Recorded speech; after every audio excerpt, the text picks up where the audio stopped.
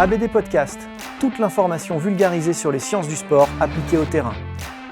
Préparation physique, réathlétisation, réhabilitation fonctionnelle, prévention, récupération, vous apprendrez tout des meilleurs experts de la planète prépa physique. Bonjour à tous, Aurélien Broussal-Derval pour un nouvel épisode ABD Podcast. Je reçois aujourd'hui Thomas Serbonaski. Bravo. Thomas, merci de venir dans le podcast, malgré que j'écorche assez régulièrement son nom. Et ce que vous ne savez pas, puisqu'il n'y a pas de making-of, c'est que ça fait à peu près 3/4 d'heure que je m'entraîne à dire Serbonaski. Alors Serbonaski, Thomas, qui est instructeur élite chez Strong First. Vous savez à quel point j'apprécie cette école de kettlebell, mais pas que. Non, c'est vrai que c'est quand même l'ADN est issu des kettles. Mais ça se décline sur de la barre olympique, corps, sur du poids de corps. Et d'ailleurs, on a monté ensemble, avec Nico Marietan et Alex Verret, un super diplôme à la FFHM, qui justement reprend tout un tas de fondements techniques de ces différents agrès et donne des bases aux coachs pour mieux maîtriser ces outils qui sont, selon moi, des piliers fondamentaux de la préparation physique. D'un point de vue purement technique, mais aussi d'un point de vue méthodologique. Et ce dont on va parler aujourd'hui, c'est l'organisation du travail avec pour objectif l'amélioration de la force, l'augmentation de la force. Et j'ai vraiment envie d'en parler avec Tom parce que Strong First a justement une approche un peu atypique du développement de la force par rapport à ce qu'on a appris peut-être dans un BPGEPS, peut-être à l'université, ou dans un BE pour ceux qui sont un peu plus âgés. Et qui a été pointé du doigt dans les 10 dernières années de manière de plus en plus intense. Le meilleur exemple, c'est un livre que je vous recommande à tous de lire, qui s'appelle Hypertrophie aux éditions Fort Trainer, par Brad Schoenfeld, un autre nom assez difficile à prononcer. Ouais. Énorme revue de littérature sur les concepts de force, et qui nous montre et nous démontre que le 4x4 ou 5x5 avec 4 à 5 minutes de récup, ouais, ça marche, ok, pas de doute là-dessus, mais il n'y a pas que ça dans la vie. Alors il nous a fallu à un moment donné des codes extrêmement clairs, des cases extrêmement fermées, des boîtes même, où on pouvait placer les étudiants et les méthodes. C'est un petit peu clair. En vrai, on a une marge de manœuvre vachement plus importante. On fait du métabolique, du neuromusculaire, c'est un continuum. Et sur ce continuum, quand on sait ce qu'on fait, on peut faire des trucs hyper variés. On peut faire très varié. En fait, chez Strong First, on a une méthodologie autour de la force qu'on utilise aussi bien avec la barre qu'avec le kettlebell, qui peut être surprenante parce qu'en fait, pour développer la force, il ne faut pas être à l'échec.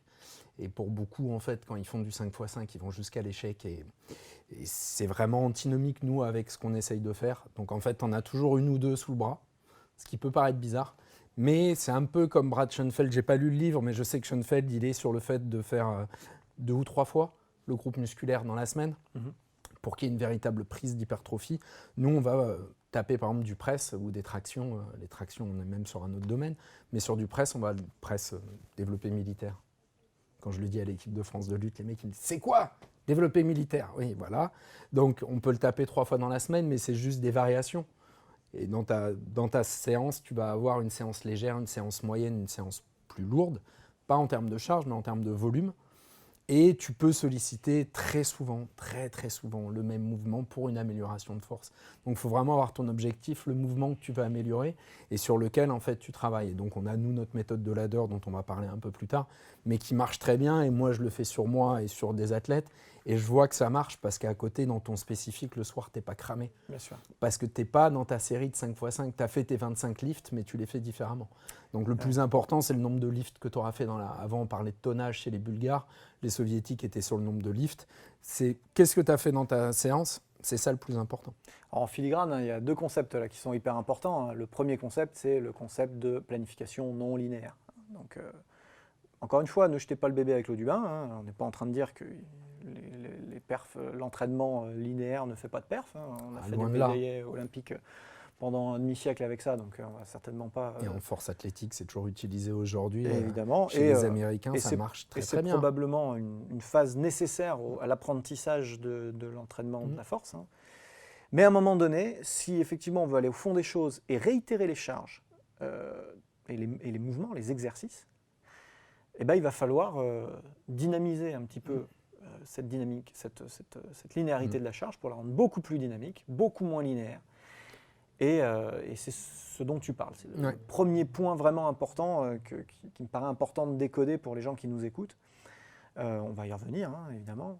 Le deuxième point, c'est évidemment la qualité éminemment technique de la force. Alors, c'est ce que nous rappelle Poliquin, repris par Thibaudeau depuis des années. La force est une qualité technique. Et à ce titre, ça se travaille de manière propre, de manière irréprochable sur le plan technique. Il vaut mieux faire un mouvement de moins parfait qu'un mouvement de plus dégoûtant. Au-delà de la sécurité du pratiquant, hein, moi j'ai toujours coaché comme ça, hein, c'est le nombre maximum de répétitions propres, maîtrisées. Voilà. Si tu es obligé de tricher, alors c'est que le job est fait. Il n'y a pas à rougir. C'est que ça y est, tu es saturé nerveusement. Techniquement, il n'y a plus personne. Et tu auras un gain de force, il sera fait. C'est passé. Tout ce que tu vas faire, si tu poursuis, c'est risquer de te blesser. Et dans tous les cas, créer de la fatigue additionnelle qui va entamer ta série d'après ou tes séances d'après. Ou les séances, si après on a affaire à des athlètes qui ont une séance après le soir de spécifique. Exactement. Après, ils vont se blesser. Dans la séance P, en fait, c'est dû à ce qu'ils ont fait le matin qui n'a pas été bien équilibré. Donc quand toi, tu es préparateur physique, tu fais attention. Il faut tenir compte de tout ça. Et quand tu as des groupes, je rebondis par rapport à ça, on parlera après de la mise en place. Quand tu as un groupe, c'est des méthodes quand même qui marchent dans un entraînement fonctionnel, dans ton studio, quel qu'il soit. Quelles que soient les séances, je vais te dire, Strong First, CrossFit, un studio fonctionnel, pour gérer en small group, il y a quand même des méthodes qui sont vachement plus agréables à mettre en place et qui créent une dynamique qui marche beaucoup mieux. Et ça marche franchement très, très, très, très bien. Ouais, c'est fluide, c'est assez facile à mettre en œuvre. C'est la forme du jour, mine de rien. C'est adapté à la forme du jour. Alors, ça repose quand même sur une approche extrêmement qualitative. C'est-à-dire qu'on voit énormément de coachs qui font Turkish get-up. Voilà. Bon, déjà, il faut se rappeler qu'on ne construit pas la force sur un mouvement approximatif. Il va vraiment falloir passer par les cases d'apprentissage et la maîtrise parfaite du mouvement avant de monter en gamme. C'est le principe d'une collection de kettle. Aujourd'hui, on fait des poids intermédiaires. Mais pendant des années, tu passais du 32 au 40. Il n'y avait pas de 36 qui tiennent. Non. Donc, le 28 n'existait pas. Moi, j'ai un 36 au bureau. Tu passais du 24 au 32. Voilà. Ben voilà. Donc, tu restais des années, parfois, sur une charge inframaximale que tu allais rendre plus qualitative grâce tes volumes, à des tempos, grâce à des régimes de contraction différents, grâce à de l'activation différente, à de la respiration. Et puis un jour, tu étais assez fort pour passer de grade. Hein. Tu le maîtrisais. De toute façon, c'est un passage de grade. Le truc, c'est on se retrouve, nous, on est je vais parler de l'école Strong First, c'est une école de force, mais on essaye de prendre le meilleur de ce qu'on peut trouver dans les arts martiaux et le meilleur dans le fitness, parce qu'il y a du bon dans les deux, mais il ne faut juste pas prendre le plus mauvais et le plus mauvais des deux. Donc on essaye de faire ça à notre humble niveau, c'est ce qu'on essaye de mettre en place avec Alexei par exemple, mais c'est vrai que c'est l'enseignement systématique. Tu apprends tes basiques, tu apprends tes additions, après tu apprends tes soustractions, tu apprends ta multiplication, après tu as la division. C'est chiant, mais tu t'en rappelles toute ta vie. Et sur les mouvements de force, si tu n'as pas les basiques, et aujourd'hui les gens ils veulent instantanément que tout marche et tout aille très vite, si tu n'as pas mis en place tout ça auparavant, tu construis, en fait ta base elle n'est pas assez solide. Ah non.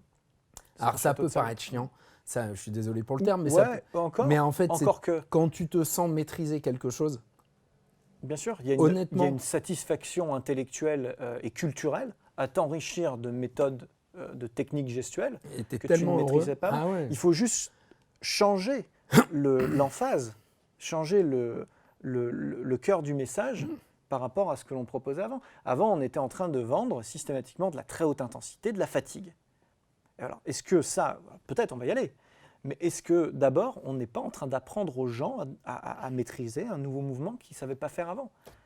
On est des professeurs. Non, mais c'est le message de FMS. Avant de bouger beaucoup, apprenons à bouger bien et après on pourra commencer à bouger plus souvent, plus régulièrement et augmenter après. Mais c'est vrai que revenir sur le mouvement, toi tu es issu des arts martiaux, quand tu as fait des sports de combat, les gens peuvent être sensibles à ça. Ou de la gym, tu vois, mais tu le vois bien, dès que tu as quelqu'un qui a fait de la gym ou des arts martiaux qui vient dans un club, ça bouge tout de suite, il comprend tout de suite. Ce que tu lui dis. Quand tu lui expliques, il va comprendre. Quand tu es dans un phénomène de consommation, de pure consommation, c'est moins évident. C'est compliqué à dire. Respire, place-toi correctement, soulève pas tout de suite la barre, pousse tes pieds dans le sol, tu réduis certaines amplitudes. Oui, mais fais-moi confiance. Et c'est la relation de confiance aussi qu'il faut établir. Donc, après, il se voit progresser et techniquement et dans les charges. La relation de confiance, elle se crée d'autant plus. Mais il faut pour ça passer des étapes, comme tu disais, c'est des grades à passer. Et c'est des fois compliqué à faire comprendre. Mais notre métier, c'est répéter. Donc, tu répètes.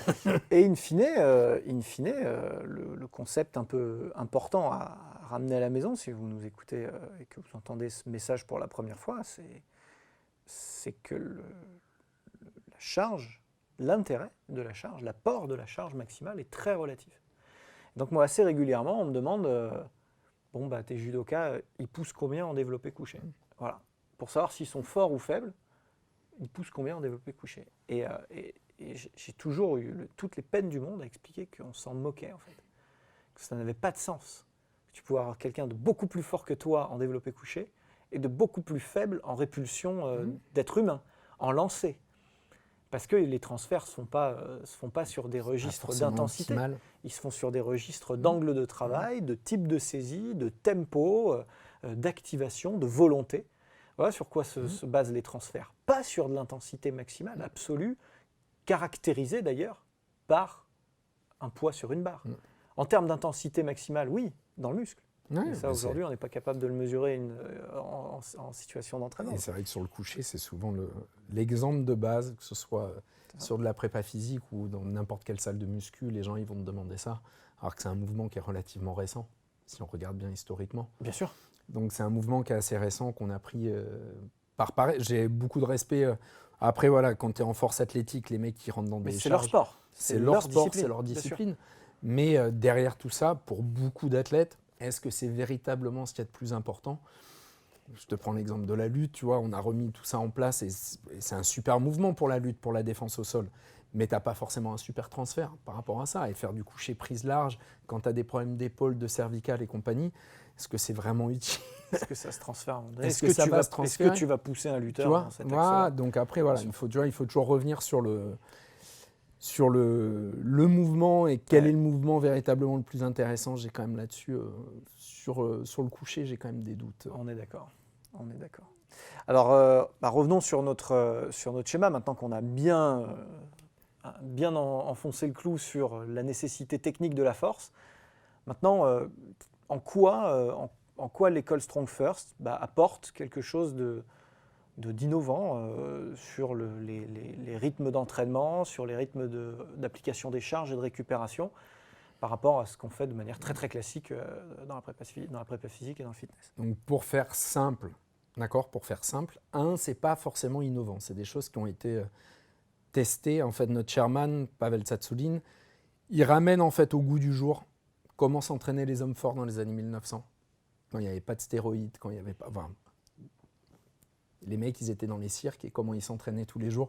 Tous les soirs, ils avaient quand même une performance max. Et c'est bien que c'est possible. Donc, c'est possible de le faire. Mais derrière, voilà, ils avaient des qualités de mouvement énormes, ils faisaient des choses... c'est un style de vie. La force, c'est un style de vie, il faut le comprendre. C'est un lifestyle. Et si tu veux vraiment développer ça, comme tu le disais, il faut l'entraîner. Et derrière, si tu n'as pas la souplesse, si tu n'as pas l'endurance, il y a plein de choses qui font la mobilité, ça ne va pas le passer. Donc, il faut que tu t'entraînes par rapport à ça. Donc, il a pris ces méthodes-là, il les met en avant et il a beaucoup travaillé. On a un module de formation qui s'appelle Plan Strong. C'est 2 jours sur la planification sur la force, Plan Strong.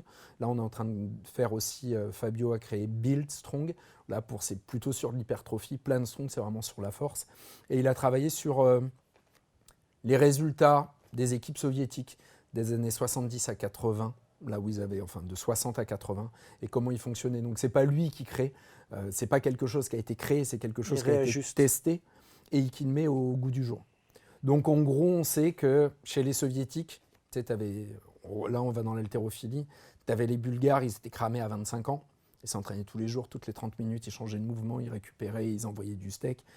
Ils ont eu des super résultats, mais ils se cramaient assez tôt. Et les soviétiques, dans les années, on va dire jusqu'à 80, après il y a les changements de catégorie de poids pour qu'il n'y ait plus de dopage, etc.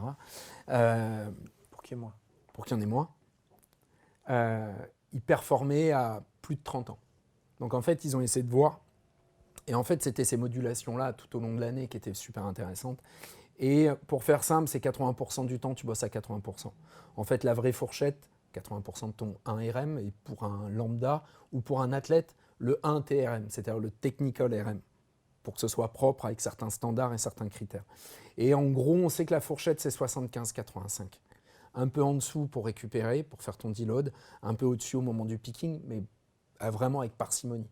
Mais 80% du temps, il faut travailler dans cette zone-là. Donc 75-85, c'est à peu près la zone idéale, donc 80-80, c'est plus facile à retenir. Et nous, on travaille beaucoup avec le système de ladder, d'échelle. Alors, juste avant que tu attaques sur les ladders, je trouve ça hyper intéressant de mettre des nuances là, dans l'entraînement, parce qu'on est toujours extrêmement embarqué par soit des franchises, soit des églises qui ont des messages à vendre, hein, et qui n'ont pas forcément beaucoup d'objectivité. Et puis on aime bien les choses un peu sensationnelles qui sont de l'ordre du tout ou rien. C'est très sportif, ça, dans le fond. Et dans ce que tu dis là, et je suis complètement d'accord avec toi, la force est une qualité à maturation lente, progressive, et qui nécessite de la constance dans l'application pour avoir des résultats durables. Et finalement, ça va à l'opposé de ce que l'on développe dans toutes les autres qualités en ce moment même, c'est-à-dire que pour toutes les autres qualités, on fait de la polarisation. C'est-à-dire qu'au contraire, on ne va pas autour de 75, on va à 100 ou on va à 50. J'exagère un peu, mais pour le métabolique, c'est comme ça qu'on raisonne de plus en plus, à très forte raison.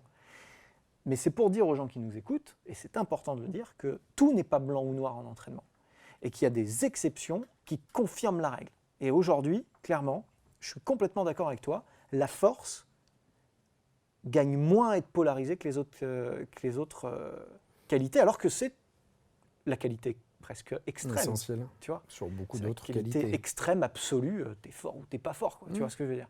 Après, ça peut se répercuter sur tellement d'autres qualités, que c'est pour ça que dans l'école Strong First, on considère que c'est le plus important. Mais tu sais, c'était l'exemple de Verkhoshansky, je crois, il disait que c'était un verre. Si tu avais un petit verre à l'intérieur, tu pouvais mettre peu de qualité. Si tu avais un grand verre de force, tu pouvais y mettre beaucoup de qualité. Donc on le voit à nos âges. Honnêtement, si j'avais compris ça bien plus tôt, il y a certaines erreurs que j'aurais peut-être pas commises à titre perso. Et aujourd'hui, c'est ce que j'essaye de transmettre auprès des athlètes ou auprès des fédérations ou auprès des gens que j'entraîne. Mais vraiment comprendre que quand tu as atteint ça, tu peux le polariser, mais si tu veux t'entraîner régulièrement et te faire un peu plaisir et développer quand même des qualités de mouvement, si tu le fais une fois dans la semaine, ton mouvement, quand tu débutes, c'est pas suffisant pour le développer. Et t'entraîner dans d'autres paramètres par ailleurs. C'est-à-dire qu'en plus, si à côté tu as d'autres qualités à vouloir développer, tu prépares physiquement l'équipe de France de lutte, c'est évident qu'ils ont autre chose à faire que simplement des presses kettlebell. On est bien d'accord. Il va falloir en plus s'inscrire dans un truc vachement plus complexe. Mais c'est vrai avec un client lambda. Mais c'est pareil. Un client lambda, voilà, il a peut-être un board le matin avec des actionnaires, ou il a peut-être un métier déjà physique par ailleurs. Je ne sais pas, manute quelque part. Et donc, voilà. Donc, on s'inscrit quand même dans un truc vachement plus complexe que le simple face-à-face pédagogique d'une heure, là. Et donc, il faut aussi des outils qui aient du sens, quoi. Ouais. Et c'est vrai qu'il y a des outils, voilà. Moi je vois sur la mise en place en small group, ce qu'on fait aujourd'hui dans des zones fonctionnelles, c'est un outil qui franchement, moi, me semble essentiel à un coach au moins de connaître. Déjà de le pratiquer sur lui, d'être capable de l'expliquer. Et après, quand tu le gères dans ton groupe, honnêtement, c'est un pur bonheur. Moi, j'ai des séances, tu vois, quand on était à Font-Romeu ou à Bouloris, on a fait venir toutes les équipes avec les jeunes aussi. Tu peux gérer des groupes de 18.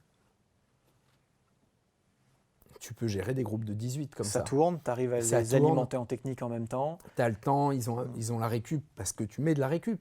Mais tu as le temps de fixer leur intérêt sur un truc, la respiration, le fait de pousser dans les pieds, le fait de plus serrer les abdos pour certains. Tu as besoin un peu de kinesthésique. Bon, je sais qu'en période de Covid, il faut faire gaffe. Mais voilà, toutes ces choses-là, tu peux vraiment les mettre en place parce que ça te donne du temps. Et vu qu'ils ne sont pas à l'échec, tu apprends mieux. Et que les nombres de répétitions ne sont pas constants. Parce que ça, quand tu fais du 5x5, Quand tu arrives à de la fatigue et que tu es sur ta 4e et ta 5e série souvent quand même, il faut reconnaître. Voilà. Et alors que pourquoi on ne jouerait pas? Alors, parlons des oui. leaders. Donc comme je disais là tout à l'heure par rapport au 75-85, en gros on va faire simple. On va prendre un exemple simple. Tu prends ton 5 TRM, Technical RM, propre. La 6e, elle pourrait passer, mais techniquement, tu perds un peu, on va dire, ton dos il va s'arrondir sur un soulevé de terre ou sur le press, ça va commencer un peu à être très moche. Ou tu géopardises ta série d'après. On commence à dire stop. Si tu prends ton 5, tu vas faire une rep, tu vas poser ta barre, tu souffles, ton kettle, tu en fais 2 pour la série d'après, une série de 2. Et pour ta série d'après, tu en fais 3. Tu prends 2 à 3 minutes de récup. Logiquement, si c'est vraiment ton 5 RM et que tu as fait 3 reps, tu n'es pas à l'échec. Et tu reviens sur 1, puis 2, puis 3. Le temps entre le 1, le 2, le 3, c'est à ta guise en fonction du jour. Tu te sens bien, tu sens que tu es capable. En général, Pavel, il fait « Tu te sens bien là ? Ouais, tu prends encore 1 minute. » Voilà, tu vois, pour être sûr en fait qu'au niveau qualitatif, ça va marcher. Et tu répètes ça. Et tu as fait 6 reps, 1 plus 2 plus 3, avec une barre que tu peux soulever 5 fois. Mais tu es entre 1 tiers et 2 tiers de ton max. Donc tu as les tableaux de Prilepin en haltéro qu'utilise Louis Simmons pour la force athlétique. C'est toujours par rapport à ça. À ton 10, tu fais que 6 reps. Oui, mais ça suffit si c'est suffisamment lourd au niveau nerveux, au niveau recrutement musculaire. Ça y est, tu as déjà coché toutes les cases. Tu as tout ce qu'il faut. Tu as tout mis dans l'ordre, bien sûr. Donc pourquoi aller te cramer? Donc tu vois, sur des mouvements, ça marche bien sur un soulevé de terre. Et si tu as fait 3 tours ou 4 tours en 1, 2, 3, tu as fait tes 24 lifts. Donc c'est quasiment ton 5x5. Mais ta série de 3, mentalement, c'est pas comme quand tu arrives dans ta 5e série et que tu dois en faire 5. Bien sûr. D'accord? Normalement, ton 5x5, en plus, avec ton 7 RM. Si on joue vraiment bien le jeu et si on suit vraiment la vraie progression. Donc là, tu vois, tu es dans un recrutement, c'est plus lourd, c'est plus intéressant, il y a moins de blessures. Tu peux travailler, tu vois, sur du coucher, du squat, sur la mise en place, tu sais, fait de sortir la barre, de prendre la barre, te mettre en retrait pour faire tes squats. Là, on conseille en général plutôt du 7 TRM, et tu fais du 2-3-5. 2, tu poses, en général ton collègue il vient, il fait 2. Tu te remets en place, bam, tu fais tes 3, ton collègue il vient, il fait ses 3, ton 5, et ça va vite après. D'accord ? Ça peut aller relativement vite. Les avantages que j'y vois, c'est évidemment que on clusterise la charge. C'est ça. Mais on clusterise aussi la récup. C'est-à-dire que du coup, on a l'impression de passer moins de temps dans notre séance à ne rien faire. En réalité, on en passe tout autant, parfois plus en fonction de l'organisation. Mais comme c'est saucissonné, du coup, ce sont que des petites relances sans arrêt de concentration. Et en termes de qualité d'engagement des athlètes, c'est vraiment très intéressant. Et tu vois, à la fin je te coupe, mais tu vois, je pense par rapport à ça. Nous, dans la lutte, c'est comme au judo, c'est comme en karaté, les gens ont du mal à comprendre le fait de récupérer. Tu sais, on est toujours dans le fait d'aller dans de l'intensité. Pour les calmer, c'est un peu dur. Après, c'est bien parce que mentalement, il le faut. Souvent, ou bien je stoppe, mais c'est pareil dans un groupe, tu vois, en functional training, tu les stops, tu mets en avant un défaut technique que tu as pu voir, un truc qui ne va pas. Tout à l'heure, on parlait, on insiste beaucoup, nous, sur la respiration pour la pression intra-abdominale et garder une certaine sécurité. Ça peut être ça peut être le grip. Tu vois que ça commence un peu, changer le grip, mais tu vois, on explique comment placer la main pour que ce soit correct. Tu peux, pendant cette phase de récup, attirer l'attention sur un détail technique. Donc, tu es sûr que, de toute façon, ils vont t'écouter à ce moment-là et qu'ils essaieront de se focaliser pendant le prochain ladder de 2, 3, 5 là-dessus. Donc, ils sont focalisés sur une chose. Et quand ils l'ont réussi, la case est validée. Donc, tout le monde est concentré sur la même chose. Et elle est validée durablement. Donc, tu peux la valider durablement. Tu ne pars pas dans 10 directions différentes. Et, ou sinon, tu fais un exercice. Ils ont fait du terre, par exemple. Moi, en ce moment, ils bouffent du terre, du zercher, du good morning. Boum, on stoppe. On va faire du press. Ça peut être du landmine avec des tractions. Ça va leur permettre de travailler différemment. Ils font un autre type de ladder. Et quand ils reviennent après sur du 1, 2, 3, les 5 minutes, elles sont passées, ils ne s'en sont pas rendus compte. Bien sûr. Et ils sont frais, neuromusculairement, ils sont frais, mais aussi psychologiquement. L'intérêt est relancé pour des exercices qui peuvent parfois être un peu rébarbatifs, qui peuvent être pas forcément très intéressants. Je pense dans les athlètes de haut niveau que j'entraîne, souvent les athlètes féminins sont moins réceptifs à la musculation, elles sont par essence moins attirées. Il ne faut pas faire de généralité, mais quand même. Moi, j'ai pas de soucis. Honnêtement, moi, elles sont bien. Ouais, non, mais moi non plus. Mais c'est bien d'avoir des astuces pour relancer. Je parle des nénettes, on pourrait parler des jeunes aussi, qui sont souvent pas très aguerris, pas très acculturés à ces outils-là, qui viennent pour faire de la lutte, de la baston. Et qui regardent trop sur certains réseaux. Voilà, et qui veulent juste trucs, copier parce qu'ils pensent que c'est forcément exotiques ou forcément. Donc c'est vrai que c'est un bel outil pédagogique et de rafraîchissement psychologique aussi. Et donc ce que je disais tout à l'heure, c'est que le deuxième intérêt que j'y vois, c'est que à un moment donné, on va repasser par des séries extrêmement courtes, 1-2 reps, qui vont nous permettre, juste après avoir fait un réglage technique, d'avoir de l'intensité dans la technique, de la concentration. Tu es ici et maintenant, mec, je t'ai donné des consignes là. Tu es pour 1 rep, tu me l'as fait propre. Mais leur séance de force, et c'est là où le souci, tu vois, il s'inscrit souvent.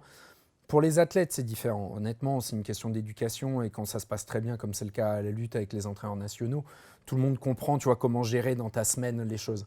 Mais quand tu as tes élèves, en fait, c'est vraiment leur expliquer, les élèves dans un espace fonctionnel, par exemple, leur faire comprendre que quand tu bosses à 85% de ton max, tu n'as peut-être pas transpiré comme un ouf, mais nerveusement, c'est une séance qui est intense. Tu n'as pas besoin de te la coller après avec une séance de haute intensité d'intervalle training. Tu feras ça le lendemain si tu veux. Tu vois, je ne vais pas dire que ce n'est pas bien. Il faut juste le faire au bon moment. Sinon, tes gains de force, ils servent à quoi ? À rien. Au niveau neuro, ils vont être épuisés. C'est juste se fatiguer. Et quand tu as bossé à 85%, c'est bon. Tu as déjà fait de l'intensité. 85% de ta fréquence cardio, c'est intense. Dis-toi qu'en force, c'est à peu près la même chose. Je sais, c'est difficile à comprendre, mais tu t'es arrêté, tu en as un peu dans le sac. Et c'est un vieux... c'est Earl Liederman qui avait fait un livre sur les principes de la force dans les années 1930, qui est une perle et qui est, nous, chez Strong First, on le lit beaucoup. Il disait en fait, à la fin de ta séance, donc déjà ta séance, elle doit te donner plus qu'elle ne te prend. Donc ça, c'est vraiment quelque chose à comprendre. Il disait à la fin de la séance, tu dois sentir que tu es prêt à aller, après ta douche et après avoir frotté le dos, tu dois être prêt à partir à la guerre pour conquérir un royaume. Si à la fin de ta séance, tu te sens comme si tu avais perdu la guerre et perdu le royaume, c'est que c'est pas bon. C'est que tu allé trop loin. Tu vois ? Et ça... Notre métier, ça n'est pas que d'accumuler de la fatigue. Et ça, c'est vraiment important que les coachs qui nous écoutent retiennent ça de cette discussion. On n'est pas là pour uniquement accumuler de la fatigue. Au contraire, on est là pour générer plus d'énergie dans un temps futur, à leur vie, court, moyen ou long terme. Quelle que soit la vie, que ce soit un athlète de haut niveau pour sa séance le soir, que ce soit pour un mec, pour qu'il ait une vie avec sa femme, avec ses enfants et tout. On le voit, de toute façon, tu le vois. Hein. Là, tu vas sur la plage, tu vois les gens qui sont un peu sportifs, ils jouent avec leurs enfants. Ceux qui ne sont pas sportifs, ils ne les calculent pas, ils sont assis sur eux. Et là, tu te dis, j'ai pas envie de ça, quoi. J'ai pas envie que j'ai pas envie de cette société-là. En tout cas, tu vois, j'ai vraiment pas du tout envie de cette société-là. Et donc, si on arrive à développer tout ça et à faire. D'ailleurs, nous, on va plus loin, on fait du Turkish get-up avec nos enfants. Après, on est plus débiles aussi que les autres. Hein. C'est pour ça qu'on est sportifs. Sinon, on serait avocat, docteur, on aurait fait autre chose. Mais c'est vrai que oui, tu le vois, et c'est vrai que c'est. Accumuler cette énergie positive, ce chi, cette énergie, le travail de force, il est et avec l'âge, c'est encore moi, ça me paraît de plus en plus important. C'est ce qu'on disait tout à l'heure, hein, la force, on pourrait presque parler d'un sport à part entière, mais qualité physique à maturation lente. Et comme tu le disais, effectivement, plus on vieillit et plus on se rend compte que c'est vrai, que c'est important et que ça conditionne tout le reste. Soyez forts, les amis. Merci Tom d'être venu partager tout ça avec nous. D'abord, c'était passionnant, c'était rythmé et plein d'informations précises et de terrain, comme à ton habitude. Si vous voulez savoir un petit peu plus sur les travaux de Tom, évidemment, il faut suivre Strong First. Il est hyper impliqué dans l'école et dans les formations diverses et variées. J'ai pas de réseau social, donc tout se fait par Strong First. Voilà, c'est vraiment à l'ancienne. Et par ailleurs, vous pouvez aussi le retrouver à la Fédération d'haltérophilie musculation, puisque vous savez que c'est un de mes plus proches collaborateurs dans le cadre du diplôme coach musculation fonctionnelle. Vous nous écoutez sur toutes les plateformes de streaming, vous nous regardez probablement sur YouTube ou directement sur mon site web. Mais vous savez aussi qu'il y a beaucoup d'épisodes à voir en plus sur le e-campus de transfert avec Tom et avec d'autres intervenants. Donc n'hésitez pas à aller y faire un tour. Je vous dis à très bientôt pour de nouveaux épisodes. Merci Tom, à très bientôt. Merci à toi, au revoir. C'était ABD Podcast, votre émission 100% préparation physique et sciences du sport. Abonnez-vous, suivez-nous, partagez-nous. Écoutez-nous sur Google Podcast, iTunes, Deezer, Spotify. Regardez-nous sur YouTube ou directement sur www.broussal-derval.com.